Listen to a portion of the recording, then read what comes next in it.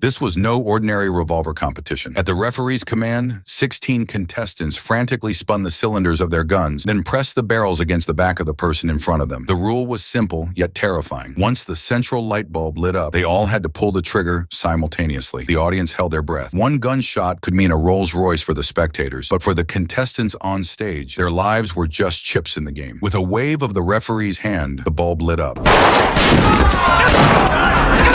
Luckily, in the first round, each cylinder carried only one bullet. Even so, 4 players immediately collapsed, lifeless. But then the referee spotted something unusual. Contestant number 13, Michael, hadn't fired. Breaking the rules was forbidden. The guards were ready to shoot him on the spot if he refused. Though Michael had never killed before and his face was trembling with fear, in the face of death he had no choice. He pulled the trigger. The first round ended, and the survivors left the stage for a short break. But Michael's hesitation angered his sponsor, the ruthless boss, Mr. Carter, who had bet everything on him. His life wasn't his own. His performance determined Carter's profits. The warning was clear. If he broke the rules again, not only would he lose the prize money, he'd never leave this house alive. Before Michael could recover, the second round began. The rules were the same, but this time each player received 2 bullets. The odds of survival had just halved. When the bulb lit again, gunfire erupted. More bodies hit the floor. By sheer luck, Michael survived, but only because the man in front of him hadn't fired in time and was killed by the player behind. Round after round, the game continued. The audience eagerly placed new bets on each survivor, while the contestants faced rising stakes. By the third round, the chambers held 3 bullets each. Some players could barely stand from fear and exhaustion. The referee, Mr. Donovan, simply placed chairs for them so the game could continue. Michael's eyes sharpened. His fear was fading. He pressed the muzzle firmly against the skull in front of him. The bulb flashed. Another volley of shots. More deaths. More money. But the game wasn't over. The 5 survivors had to draw lots. 2 would face a final duel. Double or nothing. Fate struck cruelly. Michael was chosen again. Now with 4 bullets in the chamber, the odds were against him. Both men pressed their guns to each other's foreheads. The light flickered. They fired. Click. Michael's gun was empty, a miracle. His opponent froze, terror flooding his face. But Donovan was merciless. He added yet another bullet. Someone had to die. The audience leaned forward. The bulb lit up once more. This time, Michael's shot exploded. His opponent dropped dead instantly. The game was over. Michael was handed a bag stuffed with cash, his bloody prize. Carter, smiling coldly, offered to send him on his way. Sensing the trap, Michael pretended to agree. He returned to his room under the excuse of packing his things, but instead slipped out the back door, vanishing into the night.